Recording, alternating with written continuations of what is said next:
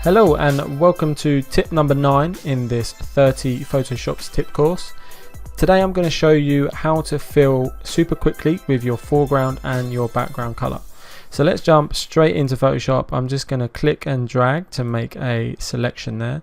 And what I'm going to do to fill with my foreground color, I'm going to use the keyboard shortcut Alt and Backspace.